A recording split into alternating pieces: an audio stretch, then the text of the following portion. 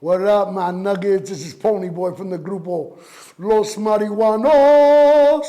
And you're tuned in to Chicago Street TV, all up in your mouth.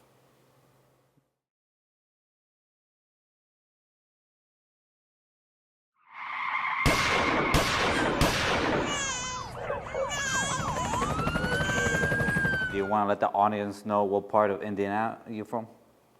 Yeah, I'm originally from Gary, Indiana, but I lived in that whole region, Gary, Indiana, East Chicago, Indiana. But what's crazy is that when my mother moved me from McAllen, Texas, at the age of 1, we moved straight to Chicago Heights, Illinois. So I'm really from Chicago Heights and went to Gary, from Gary to East Chicago, and then Chicago, South Chicago. So I represent the Midwest, Indiana, whatever. People say, oh man, you're either or Chicago or no, I'm from both places, motherfuckers. Right. Take it or leave it. And you know, for people who are not from the Midwest, you know, I think when they think of Indiana, they don't think of Latinos. Do you want to let the audience know what the Latino scene is in Northwest Indiana? Well, as far as back in the day, it was very alive and well. A bunch of Latinos lived in that area of Gary, Indiana, East Chicago. It was mixed, Latinos and black folk, you know what I'm saying? Some white folk, but there was a lot of Mexicanos. Just like people trip out and say, hey, there are Mexicanos in Chicago? Hell, fucking yeah, there's Mexicanos in Chicago. A couple people have asked me that. I'm like, bro, really? Yeah, bro. We have the fucking biggest fucking melting pot down there in the world. But then, bro, it is what it is, bro. There's Mexicanos everywhere. Because when I was touring with fucking Kinto Sol in there, bro, I didn't think there were Mexican folks in Atlanta, bro. I thought it was all black folk and white folk, dog. When I went over there, I've never seen so many Mexicanos in my life. In North Carolina, South Carolina, and places that you would never think Mexicanos would be, they're there. We're everywhere, Palito. Real talk. So growing up in Indiana, what was your experience there? Bro, what was my experience in Chicago Heights? Growing up in Chicago Heights on the hill, 22nd Street, being raised when all the gangs were running rapid, Latin Dragons, Latin Kings, you know, GDs, everything, block after block. It was crazy, bro. It got so crazy where my mom moved me to Texas, Perito, for a good ass a year to go be with my father, may he rest in peace.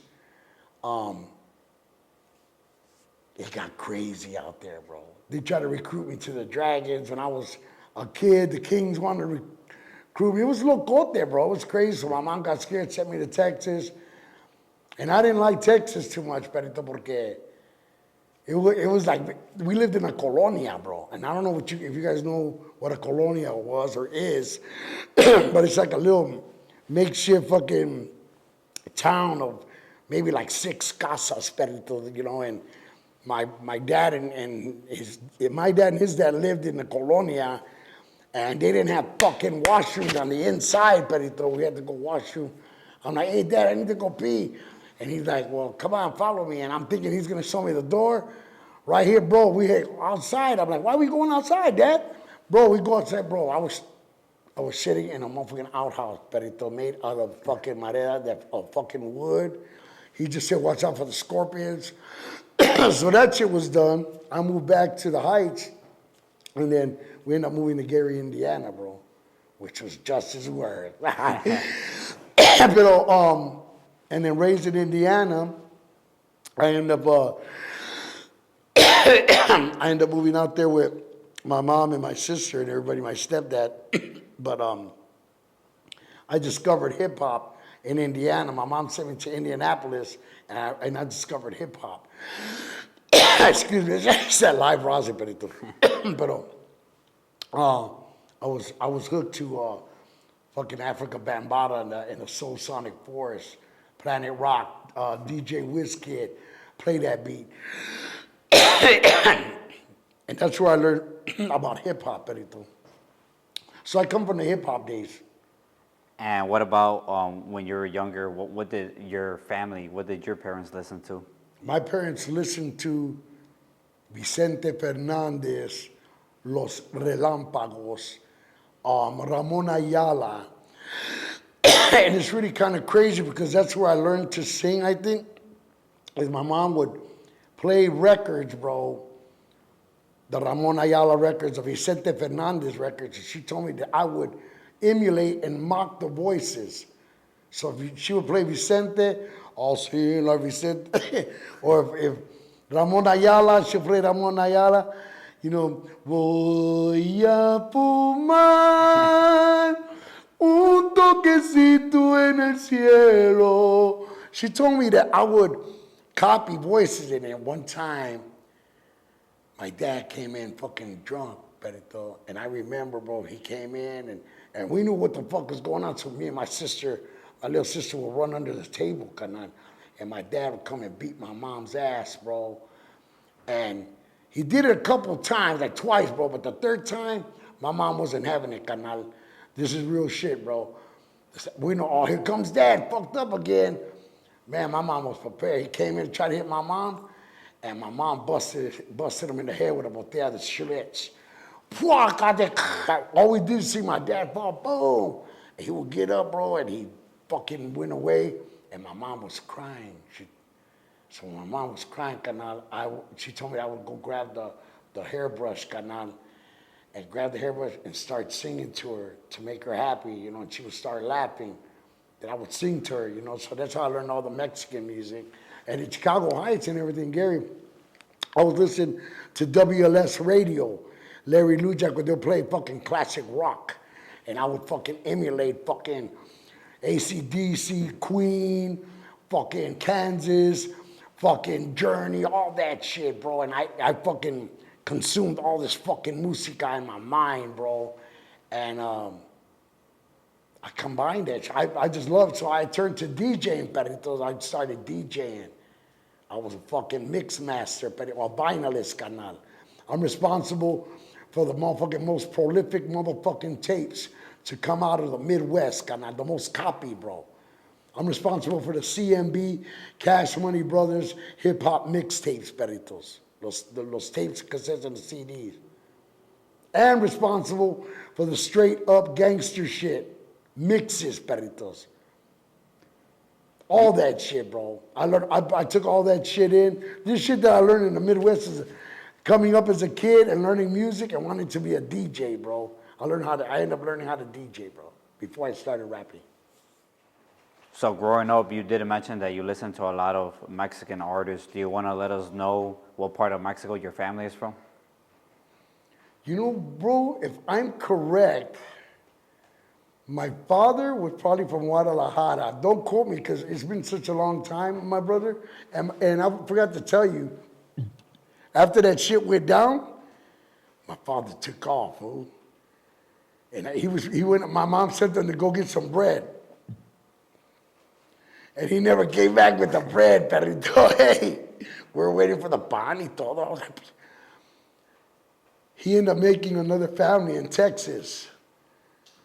So out of nowhere, I have like 6 brothers. I mean, 5 sisters and 1 brother in Texas. But they're the Ochoa family. I love you. Mind you, my sisters, don't mind me because I've been smoking. And I love them. Yeah, what about from your mother's side? Do you know what part of Mexico she's from? Oh, I think she was from Texas. She was from, you know, she was a Mexican American. And she was born, I think, in McAllen, Texas también. Where I was born in McAllen, Texas, homie. And so growing up also, you mentioned that you got introduced to listening to hip hop when you were out like in Indianapolis. Yeah, when I was in Indianapolis, I heard I think I heard Africa Bambaataa and played, and that song, play that beat. Someone to play it for me. Do you want to let us know how it is that you got involved into the rap and hip hop game? Well, when I got the love for hip hop, I was buying 12-inch vinyl records, no? So I had 12-inch vinyl, and then one day I seen, we're at the fucking Puerto Rican parade in East Chicago, Indiana. This fucking pack, all kind of people dancing. And I'm going towards this crowd where all these people are dancing. I hear, damn, I even remember the song, Love the Music. Love the music. And you can see people fucking, and I felt that shit. I'm like, who's playing this fucking music? You're gonna trip, bro, who it was. And I go and I see this fucking Puerto Rican, bro, with fucking like a little afro. He had a little gold chain. This motherfucker mixing like nothing and doing the mix. I'm like, and he had bitches by him. I'm like, this motherfucker got it going on. He's making people fucking dance, bro. Love the music. Dum dum dum da dum. Dum dum dum da dum. Dog, this is the music that's coming in my mind. And I'm like, damn, this motherfucker's making people dance. And fucking, he got the bitches, and bro, he's just jamming, bro. And I'm looking at him for fucking an hour, and I go up to him, like, man, bro, what's up? Hey, what's up, little brother? He's like, man, bro, you're bad as fuck. He go, man, you like what I'm doing? I'm like, yeah, man, I'm thinking to myself, I want to do something like this.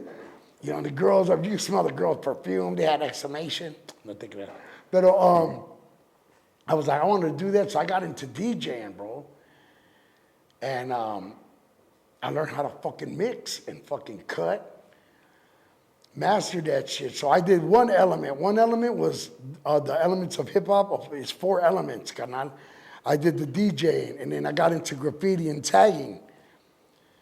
And after that, and painting jackets y todo, and after that, I get into motherfucking popping and shit, you know, tipping and todo, fucking doing the old school shit, todo, you know what I'm saying? So I did all that. I couldn't break dance because I was too gordito. Pero I was, you know, a little bit chubby, pero at the end of the day, the last fucking element was rapping, carnal. And I battled, you know, in other words, I did all 4 elements, carnal, you know. I do it all. I DJ. And like I said, you know, I'm responsible for the biggest motherfucking, most prolific motherfucking tapes to ever come out the Midwest, bro. Real shit. Good fucking memoria, bro. I used to DJ for fucking quinceañeras, weddings, jam parties. I jammed with the baddest motherfucking DJs. Bad Boy Bill, Julian Perez, all the B96, WBMX motherfuckers. My nugget. I played with all the greats, bro. And I even did some hip house music, Perito. Do you want to let us know what DJ name you went by? I went by DJ Ponyboy. Do you want to let us know how you got that name, Ponyboy? A brother from Gary, Indiana, named Eddie Too Cool Hollywood. Cause I used to do my hair. You know what I'm saying? But I had long hair, and I cut. My hair came up back down here, and then I cut it, and I just put you know how they used to have the ponytails? Yeah. And I used to always wear pony shoes, you know, all the pony gyms and shit. I always had the high tops. So the homie said, I'm gonna call you Pony Boy. And I'm like, all right, cool, you know. I'm like, that's from the movie or something? And he's like, yeah, you know, you're wearing ponies, you got a ponytail, so it stuck, homie. Even though I'm an OG, now I'm a fucking caballo. No te crees. Pero yeah, for sure. Do you want to let us know more about the CMB Straight Up Gangsta mixtape and the Wicked Streets of Shy? Man, the CMB shit, once I mastered the art of mixing and cutting and scratching, I heard a couple mixtapes from the great motherfucking DJ Red Alert from New York, bro. So when I heard DJ Red Alert mixing that music box and cutting it, I was like, man, the way it's a tape. I'm like, I'm gonna make my own tape, you know? Started mixing. I did my very first tape, the CMB tape, 90-minute tape, hip-hop mixtape of all kind of motherfucking hip-hop, bro. Every kind of Latin hip-hop, you know, old school hip-hop, everything, and people end up liking it, and I kept on making more, carnal. I was like, fuck, and it got more fucking popular, bro. I was like selling at stores. You know, back in the day, man, those were the good old days. You know, you want to know why, bro? Because now it's not, of course, it's not the same, because now you download that shit. But back in the days, it was on CDs, and you would go to a store, carnales, and carnales, hey, for real shit, and go buy your music at a store, a CD, And it was an experience. Right. You feel me? The experience of going to a tienda to go ask, hey, you got the new record by Los Marijuanos, or, you know, Stevie B, or, you know what I'm saying? Bad Boy Bill's CD mix, and going to the flea markets and going to the walking the flea market, walking around, buying some music, hearing the music bump. Those were the good old days. And it's not like that no more, carnal, you know, but those were the good old days. I sold a lot of, you know what? The tapes ended up taking off so good that record labels were starting to send us or go to the store to go give us free 12 inches. I'm like, who are they for? These are for you. I'm like, man, these are new Wu-Tangs, new Sex Packers, whatever, man. And they got real popular, but then gangster shit came in, bro. Fucking Dr. Dre, Snoop, E40, J.O. Felony, Ghetto Boys, Dayton Family, fucking psychodrama. You know what I'm saying? Right, Twist up, you know, like stuff started getting real big. I'm like, hey, man, I'm gonna have to start a new tape. And the homie Chaos tells me, man, come on, man, why are you gonna start another tape? You know, we got the CMB thing going, and that's who helped me with the CMB Chaos 1. He would do the side Bs, the side As. But you already know, when you listen to the mix, you know whose side is who, which is all good. Props to Chaos 1. But Chaos 1 did tell me, I don't think you should do another tape. But I had so much gangster shit, music, new shit, E40, all that, the clip, so much stuff. I'm like, I don't want to mix the gangster shit with the hip hop. You didn't? Right. We're already going into that. The last CMB tape we did, I think we put a G thing at the end. Ain't nothing but a G thing. That's when Snoop first shit, the Chronic and everything was hitting. I'm like, I'm gonna start a new tape. And he's like, what are you gonna call it? I said, I'm gonna call it Straight Up Gangster Shit. Oh. And he goes, why are you gonna call it that? I said, because I got it from the quote when Snoop says it, I don't know on what cut. Yeah, we could handle this shit like some gentlemen, or we could handle this shit like some, or we could go on some straight up gangster shit. And I sampled that shit, straight up gangster shit, and put it to a boom, gangster shit. It did a whole mix, and that shit ended up blowing up like motherfucking, like Cabbage Patch Babies, like fucking, you name it. Anything that was fucking emo, the Elmo motherfucking Tickle Me Elmo. Right. The tapes took off, bro. And I'm proud of them fucking tapes, bro. Those tapes, a lot of motherfuckers brought them tapes and CDs kind of, and they're still being played and still in demand, you know? It's legendary. Yeah, so I'm proud of them tapes, bro. And we made them tapes, homie. We made that. I'm the creator of that shit. It ain't DJ Make. It ain't all these other motherfuckers that's bootlegging my shit. Bootlegging shit, bro. Don't support DJ Make. It's DJ Fake. But whatever. But yeah, man, but I'm proud of those tapes, bro. That's a Midwest motherfucking... Dog, our tapes have traveled all over the motherfucking place, bro. I heard motherfuckers... I didn't know Detroit was bumping our shit like that, too. When my boy said, you did them tapes? I'm like, hey, man, he showed me a picture of the case that he has of all the tapes. And props to Slash One for the artwork, bro. Because we're the first ones to do mixtapes, you throw on everything, but with artwork. With, you know, real artwork for the J card on. So each one, and then when I was doing the gangster shit, I'm like, look, man.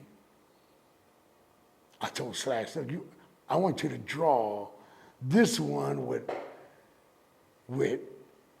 a king brother on one side and a gangster on one side facing each other. He's like, what? Man, that fucking tape so like fucking hotcakes. Bro, you want to know why? Because I went off the base of the gang culture in Chi-Town that fucking spread out through Indiana to fucking Wisconsin to fucking all states, bro. Motherfuckers ate that shit up like pancakes. Because we're part of that culture, bro. Why not? So I think you were probably the first one to introduce like the Chicago gang culture into music and the artwork. Because around what time was this? Probably like early 90s, mid 90s? Bro, we were the mold or whatever, or the model that everybody followed. Yeah. I mean, when I made the decision because the first artist to do the CMB was our boy Rooster from the Keisha Crazy in Style Artists graffiti crew in East Chicago, Indiana. He was the first one to do #1. After that, /1 ended up doing all the artwork for the CMBs up to #7, and I gave my boy Rafa, dope ass graffiti artist from South Chicago. Rafa, he did a dope ass cover, and then Slash did the rest of them. But Slash was very key to the. I'm glad I chose, bro. I wouldn't have chosen anybody else. That's like my brother, bro. And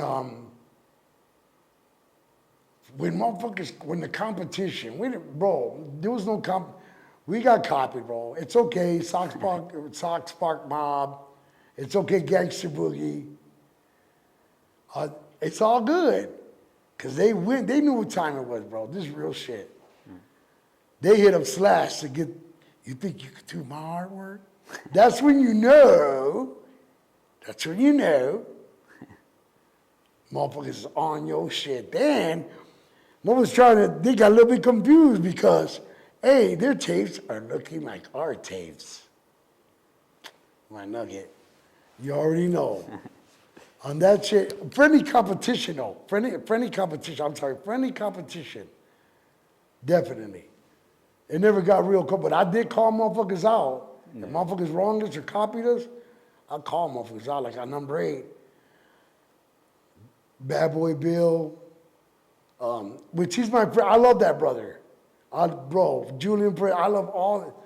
Bro, those are the fucking giants of Chi-Town, history of fucking DJing, and plenty more motherfuckers. Tens Finish Home, all them motherfuckers, everybody, Sparty, Jack Master Funk, everybody, bro. All of them is a part of my fucking life.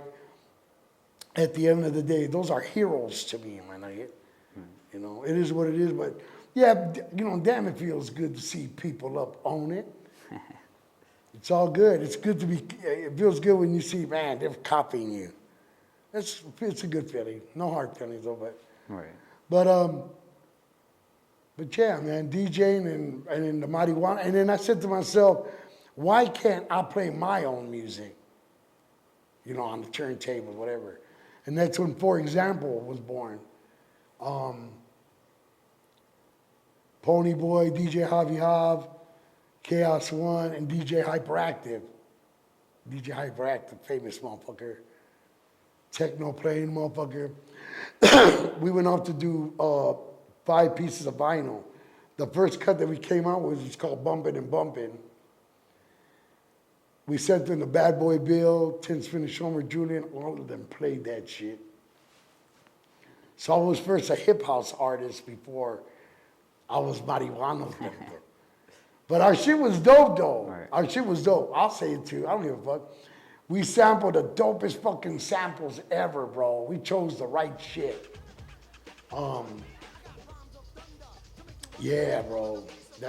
Memorable. Yeah, go look at that shit on YouTube 4 and X and then sample. And from there, I was getting high in South Chicago in the basement. I was inspired by Cypress Hill. But I thought that I could sing or do like a singing style, whatever. So lo and behold, I did a Time to Get High in South Chicago, and Los Marijuanos was born. I don't know, bro, I really don't know the rest of the history as far as, I think Skribe. And then, by the way, Skribe and him, whether they admit it or not, bro, this is real shit. Everything from the Payback Garcia, Aztec Souls production tapes and everything are all modeled off the motherfucking CMB shit. We're matching up to the likes of Fast Eddie, Tyree, you know, all these, you know, house legend, hip house legend, bro. Cool Rock Steady. Old school. I'm an OG, my nugget. So you started off as a DJ, and then now you're venturing into your rap career. Do you want to let us know how it is that you got linked up with Wicked Entertainment? Fuck, I don't even remember, carnal. I'm gonna be honest with you. Look and see, he's like, what? Damn, that's the one part. Can you help me out here, CB? So for the audience that don't know, Sinbad, the Bomb Shop. Oh, okay. Sinbad plays a big ass part in this motherfucker. So he was the one that discovered us? Basically, right? Huh? At the bottom. No, I'm sorry. Because he was getting all the retail stores, you know? No, I'm sorry to remember. so when you were with Wicked Entertainment, you did 2 albums. Do you want to let them know how you got the name Los Marijuanos and who are all the members in Los Marijuanos? Well, the original, first of all, Wicked Entertainment took a chance on us, to be honest with you, bro. Because in 1999, when I told them the name of the group, I think they liked it, and that's why they fucking signed us. But at the end of the day, they made the right decision. Sinbad, told CBC, he was like, hey, I think we should go on this. And I can say, I'll say it. One of the label mates on Wicked Entertainment, because the roster is big of all hip-hop, Chicago hip-hop, dope-ass motherfucking artists, legendary artists. But one of them artists, CBC told him, hey, man, I'm about to sign, Los Marijuanos, Pony Boy and them. And he thought that wouldn't be a good idea to sign us, At that time, in 1999, I don't know why, as far as if it was the subject of us being marijuanos or us, the way we're rapping or whatever the case is, but he didn't think it was a good idea, and Sleepy ignored that motherfucking, in other words, didn't take the advice or whatever, and took a chance on us, and here we are. Los Marijuanos is born, Puro Plieto. But the thing is, how'd you get the name Los Marijuanos? Because what rings in my motherfucking head, carnal, is when my abuelita in motherfucking McAllen, Texas, my tios would all be fucking smoking in the backyard with the roosters, my tio Choco. My family comes from a long line of fucking cockfighters, puro gallineros, fucking peleas de gallos, bro. The whole thing, bro, but they would always smoke fucking mota, bro. And my grandmother would come up, a la chingada, a la verga, hey, ¿sabes qué pinches? Get the fuck out of here, you fucking marihuanos, para afuera, get out of here. I don't want to smell some bolas de marihuanos. And I was like, damn. My abuelita's calling my tío name puro bolas de marihuanos. Some marihuanos, cabrón. I don't want to smell that shit. So that shit stuck in my mind. I'm like, fuck it, Los Marijuanos, it is. And I chose Los Marijuanos because back in 1999, marijuana was taboo, carnal. I've been smoking marijuana since the age of 13, perrito. I was smoking marijuana before marijuana was even popular, perrito. That's real shit, So you did 2 albums, classic albums under Wicked Entertainment. Yeah, Puro Plieto and fucking The Smokeout. And after that, you did 2 albums with Virus Yes. Enterprises, which is run by Kinto Sol. So before that, you actually had tracks with Payback and Skribe. Do you want to let them know how it is that you linked up with Kinto Sol? Well, I'll go on the record, but Kinto Sol are the original members of Los Marijuanos, carnal. It is what it is. It's okay. They don't want no one to know. That's okay, Skribe. We're going on the record, peritos. I'm going to let the gente know. It's all good. You can't be telling nobody that we're part of Los Marijuanos. They can hear you on the tracks. Tu voz está en los pinche traques, escribe. You can't hide historia, bro. You can't hide history, carnal. Your voice is on there, carnal. So for them years, they were part of Marijuanos, and you could hear them. Payback does some tracks or whatever, también, and but to find out that they didn't smoke, peritos. And when I discovered it, perito, was at a Cypress Hill concert in Milwaukee, carnal. Que ya pinche, you know, Esteban Oreo from, you know, aka DJ Scandalous, Soul Assassin, Cypress Hill, Familia, he comes into the fucking tienda, spontaneous. Hey, ¿qué onda? I'm like, man, what the fuck are you doing over here? Hey, man, I brought some passes for you guys to go to the rave. We go backstage, he told them, bro, I'm smoking. I look at fucking Skribe, he's like,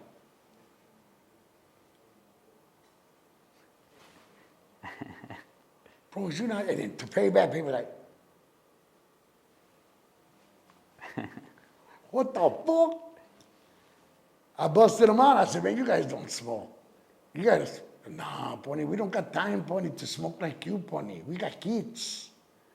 We got kids. I'm like, I hear you, bro. I'm like, but what are we going to do about this? He goes, well, we're starting our own group. I'm like, good for you, vatos. I applaud you. I congratulate you. What's the name of your group? And they said, Kinto Sol. He goes, but we're not going to be talking about marijuana or nothing like that. We're going to be talking about música, you know, música de cultura, you know, positive. I'm like, go ahead with your bad selves. Do your thing. I'm going to do... You know, I'm gonna do marijuana shit. So boom, they go off to go do Kinto Sol, bro. And lo and behold, they're on the road doing their shit, you know. And I'm doing my shit. I was still conectado with them because you hear me on all the AZP, all the DJ Payback Garcia shit. I'm the vato that says DJ Payback Garcia, AZP Productions. You're in the mix with DJ Payback Garcia, mixing it up. That's me, Perito. But it's all good. Like I said, bro, what a journey with them vatos. But at the end of the day, bro, they reached out. I did a hook for them called Let It Ride with Gordo. That's when the original members of Kinto Sol were in there. And for those that don't know, that was actually the first album that was all in English before they went all in Spanish. Mm-hmm. Oh, you're correct. Yeah. Well, let's be honest, canal.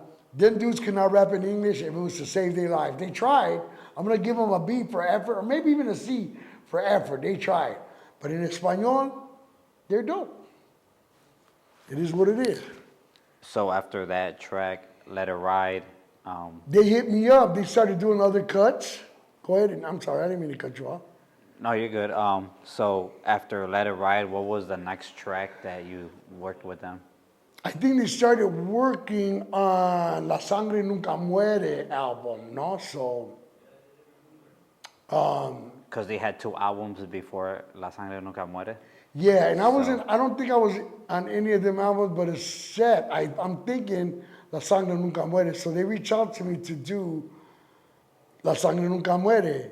La sangre de mi hijo es la misma que mi abuelo. La sangre de mi padre es la misma que yo tengo. We did it. They come to Las Vegas, do the video. Boom.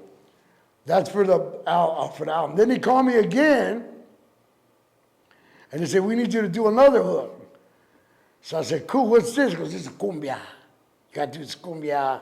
It's with Chon Aruanza from Mexico, the godfather of cumbia. They sent me the beat. You think you'll be able to? Vamonos a gozar y fumar y gozar. I forgot the other part. Quiero bailar con esa morenita, me gusta tu forma que mueve su colita. Vamos bailar contigo. Or something like that. I don't remember. It was long ago though. Oh, yeah. But then they did that. And then what was the other one they did? Oh, they did Loko Loko. They said, hey, we're going to go back to Vegas. We're going to film the video in Las Vegas. What's the song? And son tus miradas que me tienen loco, loco, loco, loco, loco. So I'm like, man, they're finishing it como canción, video. And then I'm in Milwaukee, canales. y estoy fumando. Porque in Milwaukee tienen la tienda, they had the store. And when you go downstairs, they had Virus Studio. And then when you go upstairs, it's the alley, el callejón. So, ellos nomás me dejaron a fumar en el callejón. They wouldn't let me smoke anything, blah, blah. So then here comes the fucking thing real quick. They say, hey, the song for Se Fue came in. They're like, put it in. Mételo. And then I hear it, and the Se Fue coming, doom, do-go-doom, do-go-doom. I'm like, oh, shit. I'm like, so who's supposed to be singing the hook on them? A group famoso, bro, from Mexico called Grupo Liberación. Real big. Look them up. They're big in Mexico, bro. They're dope. And their part, Chivo comes in, and then the part where the singing part comes in, Grupo Liberación comes in, and they sing it, not fucked up, but they sing it like off melody. Or something. They're like, oh man, what the fuck? And they're like, oh man, that no suena bien. So like, what the fuck are we gonna do? These are records. Needs that fucking canción. What are we gonna do? And I'm like this. Yo lo canto. They're like, ¿qué dijiste, Pony? I'm like, I'll sing that shit. They're like, ¿qué vamos a hacer? We got no choice. We gotta turn in the CD, the fucking Disa. Cáele. I go downstairs, canal, and I knock out. ¿Por qué te dejé? Me equivoqué. Perdóname, mi amor. Estoy llorando. Estas lágrimas son de dolor. And then motherfucking, out of nowhere, these motherfuckers are famosos. We go on Sabado Gigante con Don Francisco. What was that experience like being with Don Francisco, a legend? Bro, let me tell you something, bro. Somebody messaged me real quick. I'm like, hey, bro, I'm from Peru. I live in the United States. He goes, my family would gather around the television on sábados en la noche to gather around to watch Sabado Gigante and Don Francisco. You know who we saw in there? Mark Anthony, Vicente Fernandez, Ramon Ayala, Celia Cruz, Tito Puente, and you. And I didn't even look at it like that. This is real shit. Oh, yeah. He goes, and you. He goes, you know who made it on those shows, bro? You know, only big time people. Hey, para mí, bro, it felt good. My mom got to live to see that, and she cried. Sabes con Don Francisco, but he was a dick. He was cool, but he looked at me all locote. He was like this. ¿Y qué tú haces para el grupo? I'm like, yo soy el tipo que canta los coros para Kinto Sol. And he just walks away, bro. But I was back then. I was pelón. I had fucking dickies. You can see the video on YouTube. Ella Se Fue, Kinto Sol, Sabado Gigante, and you can see for yourself, canal. Pero they made it famous. Up to date, canal. Ese video, 425 million. That's insane. Pegadas hits. Some say, did you make that shit? Bro, it's all good. It's all history. So you were under Virus for 2 albums. You know, every track, it seems like you did with Kinto Sol was like a successful hit. They all reached millions of views. Was there ever any talk or discussion of having you in the group permanently? No, I didn't want to be in the group permanently. That's the thing. I'm hired help. I'm the salsa that's added to the, como dice, los tacos y todo. Yo no soy la salsa. I didn't want to be. I'm hired help. Me van a pagar. If you want me to tour with you, you're going to pay me. Right. But they choose not to pay me. They were getting real cheap, so I quit the tour, and I just went full length with Marijuanos, and I continued to do música hasta hasta este día, esta noche. I'm doing music with the young fucking beast, Emerge One. Perrito, I'll tell you, I'll say it on camera. It's okay. Yeah, hey, OG, you've been smoking too much. This motherfucker is the next. Will we ever see Pony Boy and Kinto Sol on a track ever again? I would say, I would never say never, carnal. But the game has changed, and the money you're gonna have to pay me, carnal, that's real shit. For them, they already know. They already know. If it wasn't for Se Fue, that's real shit, bro. Mine is the most. Will they find another singer to replace me? I don't know, bro. They tried though with two other singers, and they struck out. But it's all good. If they do find somebody, I'm gonna support them. I'm not gonna down them. Right. Esa es la verdad, bro. You find somebody to match me, but you'll never get this real shit, canal.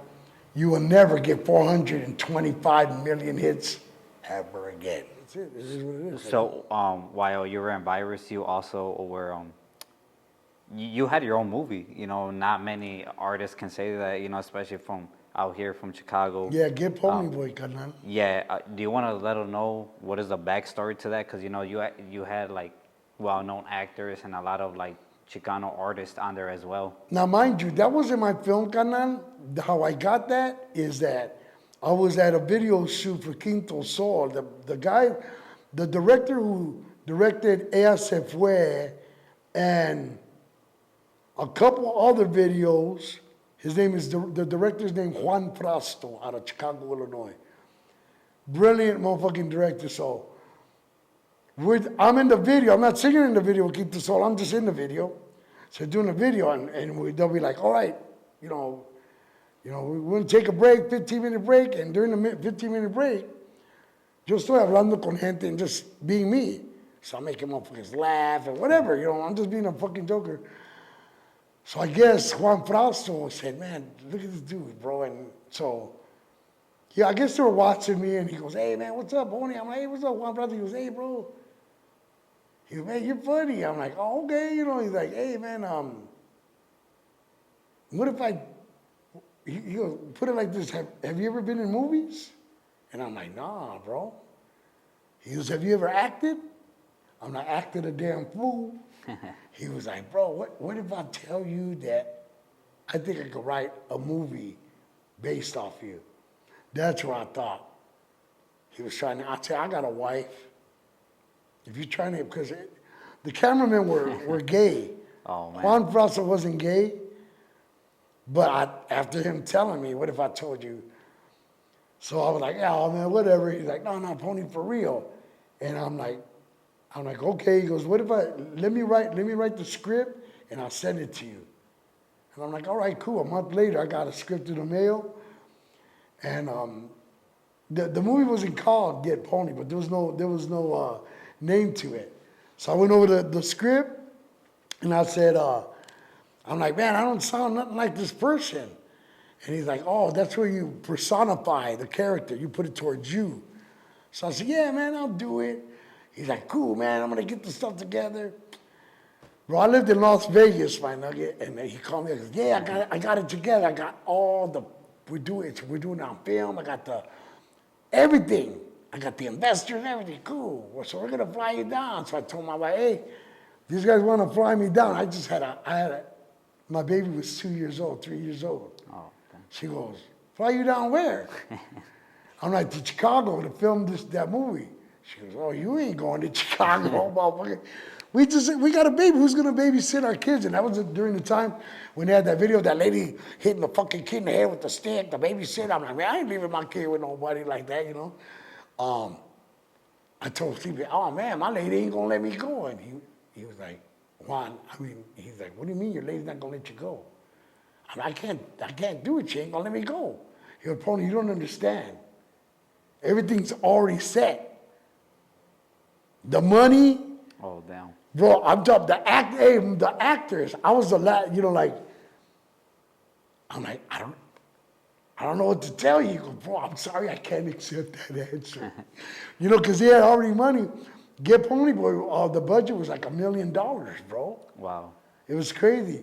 Yeah, because you had this, you had guys like Mr. Shadow on there, if I could remember. Yeah. The guy from Fast and Furious. And yeah, fucking Noel Gugliemi. Yep.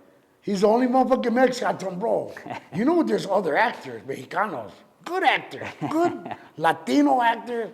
Why do they always call you? I'm like, you over here, fucking Fast and Furious, Training Day. You get a fucking monkey coming out your cola. I'm like, bro, I want a monkey coming out my cola. No, but he was real cool too, bro. He was cool as fuck.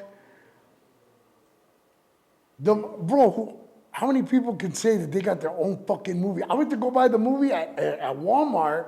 I went to go buy 3 fucking DVDs at Walmart, canon. So it was an experience. I did 2 films with him. And I was also in other films too. You know that, right? Oh, I wasn't unaware of that. Oh, have you ever seen Blood In, Blood Out? Oh, everybody's seen that. Well, I'm not in that film, but I love the way it was filmed.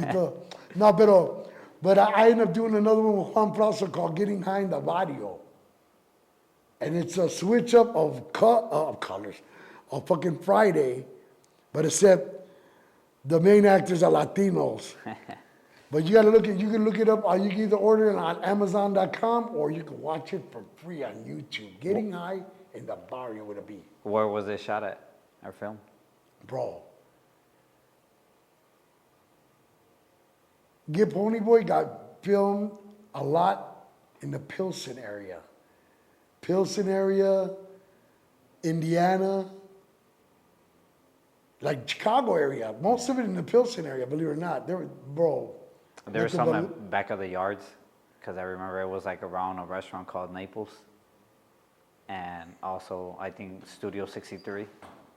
Yeah, that's right. You're right. I'm sorry. So one thing that kind of shocked me was I had came across a video where Be Real from Cypress Hill had went on live on his social media, and he started talking about you, you know, in a negative way, which kind of threw me off because I was like, you know, what's going on here? You know, do you want to let us know why it is that Be Real kind of went on a rant about you? You know what? I contemplated. Did this motherfucker live rent free in my mind for a little bit? He did, bro, for what he did. My nugget, again, we know the same people. Real good. You know, I know Mr. Cartoon, Esteban, all them, Sick Jack, Mr. You know, Big Duke, the whole Solos has his familia, bro. You know, tribal gear. And for him to say something like that on account that one day I come from I don't know what show, I get dropped off and I get in there going, you know, living room, fire up my joint. And back in the day, right away to turn on the TV, right, my go-to channel was MTV. Turn it on, switching the channel, boom. This is Kurt Loder, MTV News. You hear it first. This is Kurt Loder from MTV News. It seems like the front man of, you know, Cypress Hill, Be Real, starting a super group consisting of Everlast, you know, Funk Dubious, the drummer of Jane's Addiction, the guitarist of Deftones, bassist from Downset, to start the new group called Los Marijuanos. And I was like, bro, I'm hearing Kurt Loder say that Be Real starting a new group that belongs to me. Right away, I reach out to CB. We try to get a hold of each other. Bam, bam, bam. Right away, I'm like, CB, did you hear that shit? What the fuck? And man, I don't understand what the fuck. You know, he knows that's our name. The next day, me and CB are together. He ends up calling. And he, you know, Sendog ends up calling. Not Be Real, Sendog ends up calling and says, look, man, I just want you to know I ain't got nothing to do with that taking of your name or nothing. I told B that, hey, those are the homies from Chicago's name, bro. You know, I don't want no part. He goes, he told me straight, man, may God strike me dead. if Sentinel said, I don't want no trouble with you guys, bro. We got love in Chicago and Indiana and stuff. We don't want no trouble. I'm like, bro, there ain't gonna be no trouble. I'm like, it's all good. My manager already sent, was it Ed Rosenthal? What was his name? Paul Rosenberg, who was then managing 50 Cent, Eminem, Jane's Addiction, 50 Cent, I said 50 Cent already, right? Yeah. And Cypress Hill. He sent assist letter that telling them they cannot use that name because we've already been 2 years in that name, using the name already publicly, published, whatever. We did CDs, music under it, and they could not use it. And I look at it like he got mad or something that he couldn't use it, or I don't know where it went wrong, bro, because this is real shit. I got mad respect for that man, bro. Marijuana started because of Cypress Hill. I played Cypress Hill on CMB, featured CMB. You can hear me, the shit, the proof is in the pudding. I don't know where it went wrong for him to, because he was super mad, bro. When you see the video, he was super mad, bro. He said I was gonna buy that motherfucker a cape. Listen to me, my nugget. He said my government name, my show name. I think he said my mom's name, or I don't know what the fuck. He went all the way up, Pony Boy of this. He would let me have it, dog. Do you know what that felt like for me to see that shit? Somebody who fucking, but on this day, I want to say I ain't got nothing against you, Be Real, for real shit. Real shit. I don't know where it went wrong. You say, oh, I didn't want to fix it. That's a lie, canal. Because when you saw me over there at Be Real TV, and I looked at you and I said, hey, man, can I talk to you real quick? You looked away, canal. And you beeped your fucking alarm. You got in your car and you took off, homie. I remember that shit. I don't have to lie, homie. Well, hopefully. I'm not asking to be my friend or not. Nah, bro, I just want to know that I have nothing against you. And you don't have to talk behind my back or nothing. It's all good. Nothing but love to you. Bro, I still love Cypress Hill, so it's all good. I have nothing. Hopefully one day he does invite you to his, Dr. Greenthumb Podcast or Be Real TV, and it would be a dream, dog. It's real shit, dog. You made up with Cube and all these other motherfuckers with frauds. Right. Come on now, but it's all good. Number love to for sure. Later on within years, I seen that you had gotten featured on a Baby Bash album with Paul Wall and BERNER. You guys are all on the same track. Yeah, do you wanna talk about what that experience was like? Just all legends in one track. Well, we've been knowing Bash for fucking years, from him being part of the Dope House Familia, the motherfucking Houston King, South Park Mexican SPM. So I already knew him, real good already. So one day he calls me. He's like, hey, man, I'm in your town. I'm like, oh, well, I'm like, good for you, motherfucker. He's like, yeah, but I need something. I'm like, oh, what do you need? Some weed or whatever? I'm like, he's like, no, I need a hook. I'm like, all right, man, get with me tomorrow. He goes, no, man, I need you to come tonight. I'm like, man. And my wife's like, who is that? I'm like, it's Bash. I'm like, he wants you to go do a hook. And I'm like, all right, whatever. And meet me at Mayweather Studio. So I drive over there, and he lets me hear that track, bro. And I'm like, oh, this shit sounds dope. He goes, yeah, man, I need you to be like, I light up, I get down, I crumble medical, and I end up doing I light up, I get down, I crumble medical, I pass it around, hell yeah. And to find out that Paul Wall was being added to it in BERNER, two legendary motherfuckers. Props to both of them out there. They always show me love. I just seen BERNER. He looked at me, he's like, oh, man, what's up, dog? And, man, BERNER's dope. BERNER, Paul Wall, dope. But, yeah, I love doing that track. Props to Baby Bash. In fact, he put that track on twice on legalization, the first legalization, the second one. So. Yep. So you had mentioned recently Dope House and SPM, South Park Mexican. You were also you were also featured on his DVDs, Latin Throne 1 and Latin Throne 2. I forgot about that shit, bro. So do you want to talk about how that happened and, you know, what the experience was like being part of his DVDs?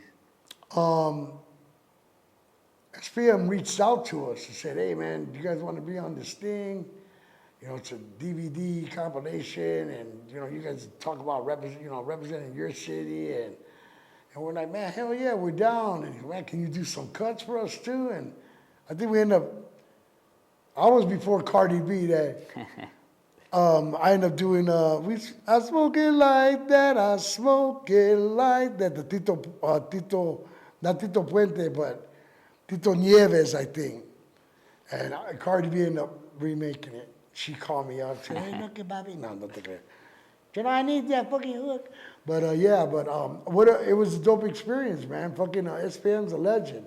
No matter all the controversy that's going on or whatever, but man, a dope house was a fucking force to be reckoned with back in the day, Perito. So you were, with all this, you know, attention growing and all that within your career, I had seen also that you were in the radio station with a radio host named Mancow. He's very well known out here in Chicago. And I think there was some controversy when you were in his studio that you're, I think, smoking weed in his studio, and like a lot of things happened. Do you want to like let the audience know what exactly? Bro, that shit is so crazy. What's so legendary is that day I contemplated what I was gonna do when they said, we're invited guests to come back to Mancow's morning madhouse. All the times that I think we've been there like over 200 times that he's not with us asking, hey, will you let us on the show? Oh, what thing? No, he'll be like, beyond today, beyond this day, beyond. What radio station was this? Q101. Q101. It's Q101 still, it came back, huh? So I went, that day I contemplated, you know what, I'm gonna go over there, but I'm gonna get this motherfucker. And then I said to myself, I'm gonna take Mancow a little bit of weed, because every time we would bring him weed, we'll try to bring him an ounce, right? He'll go in the ounce and take one nugget. Here you go. I'm like, the whole thing's for you. Remember, he didn't want to take that shit. I don't know why. He was annoyed, whatever the case is, but every time we're on the show, he would always try to get over me, like, he'll talk shit about me, you know, like a little bit, like little puns and shit. So I said, I'm gonna get this motherfucker back. And my boy was like, what are you gonna do? I said, man, I'm gonna take a little bit of the loudest motherfucking weed I got and motherfucking open it up when I go in the studio. They don't allow you to smoke in the studio. So I went, and I was with this company called N-Joint, and it was a vape, and the vape looked like a joint, yeah. And at the end of the joint, it lit up when you hit it. But the only thing, there was no THC in it, it was just terps.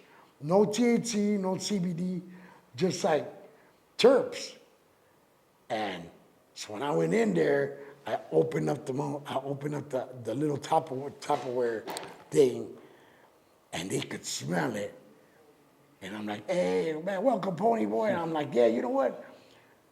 Congratulations to Chicago for legalizing marijuana, for medical marijuana. We got to celebrate. I'm going to smoke one right here. So I pull out that vape, and they all look like this. And man goes, don't you dare. And then Al Roker bumps, hey, Pony Boy, don't. I'm like, no. We gotta smoke for the legalization of marijuana. Congratulations, Chicago, Illinois, for Illinois.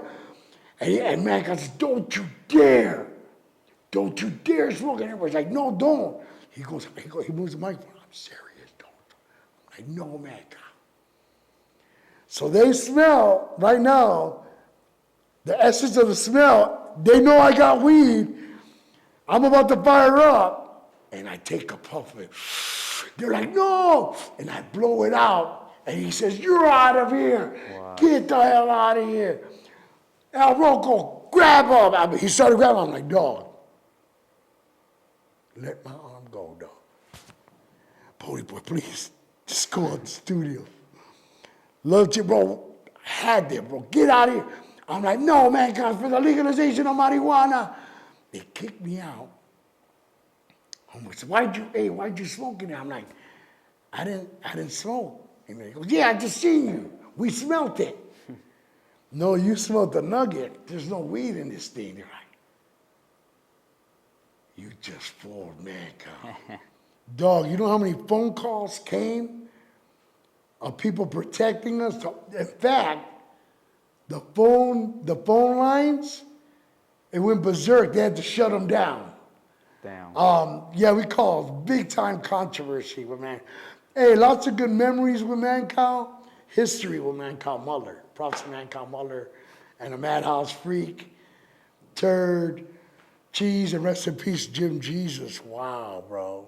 Why do you think Chicago doesn't have, like, other than you guys and Kinto Sol, why hasn't there been any other Latino rapper to blow up? Because, you know, New York, California, Texas have a lot. That's a good question, because we got some We have talented motherfuckers in Chi-Town. Been having motherfuckers, but I'll tell you what. On Emerge, don't sleep on him, because I'm going to make sure motherfuckers hear about this motherfucker. I'm banking on this motherfucker right here. Emerge one, real shit. And I'm here just to help motherfuckers. I'm not here to shine. I doesn't shine, Perito. I doesn't shine. I'm not looking, hey, I want to be, the fuck out of here, bro. I'm just here to add a little salsa and be a part of the project and help uplift other artistas, bro. You know how much you charge? Not a goddamn thing. Remember one thing, Canana, this is real shit. The person who said, yeah, the man who dies with the most toys wins. That's not true. It's the man who helps the most people while he's on this earth wins. For I have stood on shoulders of giants, Canal. Respect those who were there before you and watch you bloom and rocket high, Canal. That's it. I just want to say thank you for everything that you've done for Chicago and the Latino artists out here, because you are 1,000% a pioneer out here in Chicago. Yeah, because thank you. after you, there really hasn't been much out here. There is artists making noise, but at the platforms and levels that you have reached, as being on Don Francisco and just large platforms, you know, it hasn't been done. So I just want to say thank you, and a lot of people from Chicago would say thank you to you. Man, I thank you guys for even remembering me, man. I'm a fucking OG. Ya me estoy poniendo viejito, pero you know what, bro? I still keep on doing music. I got so much música to give, and the proof is in the pudding with this next project, man, with Emerge One and Wicked Entertainment. Dope. Thank you, Kana. So being in the music industry for many, many years, obviously, you know, the music industry has changed, and it will Big always time. change. Yeah, big time. What are your thoughts on AI? So a lot of artists, or a lot of people use it on artists like that have passed away, like example like Tupac and Big Pun, and they'll create new music with their voice. Is that something you would do, or what are your just overall thoughts on AI? It's our demise of all artists around the world. We're never gonna sing again, or no, I don't think that. I think if you use AI to your advantage, I mean, I don't know, people, bro, it's the future. What are we gonna do, Canal? They already have a robot on me. But only he don't talk like he talks something like this. I'm sorry, my name is Boney Boy. But if you use it to your advantage and you can make money off of it, good, you know. But on the music thing, I don't know, bro. Whatever comes, Canal. To me, I'm ready for it. I'm ready for it, Canal. And do you want to let us know if you have any recent or upcoming projects? Well, please go to my new YouTube, Los Marijuanos /Puff Tough TV. PUFF TV. New music, my new project, Weed Al Yankovic. Remix parody rock musica, like Weird Al Yankovic, but my alter ego is Weed Al Yankovic, bro. You know what I'm saying? And I remix all the classics, dope as fuck. And my new group, Weedside Connection, all old school classic cuts, 12-inch version cuts, and we rapped to them new hooks y todo, bro. Props to motherfucking John King and motherfucking Val Kill, the members of Weedside Connection. For those that are not from Chicago when they visit, do you want to let them know what are your top 3 favorite Mexican restaurants out here? Yeah, Los Gallos, Comales, and Actolan, Birria, right there in east side of Chicago by Indiana border. For anybody that wants to follow you on all your social media platforms, do you want to let us know where it is where we can follow you? Yes, for sure. OG_Ponyboy on Instagram, porque me quitaron my página. I had 80.1 and they reported me todo gacho for pendejadas, some bullshit. Pero on Facebook, we're 924,000 strong. Puro Marijuanos Mundial, perito mundial. And of course, the YouTube page, Los Marijuanos, Puffed Up TV, and new shit coming out, man, with Wicked Entertainment. We reunited to do some, we haven't done music in años, and we just started new music. First cut with Wicked Entertainment with Emerge 1.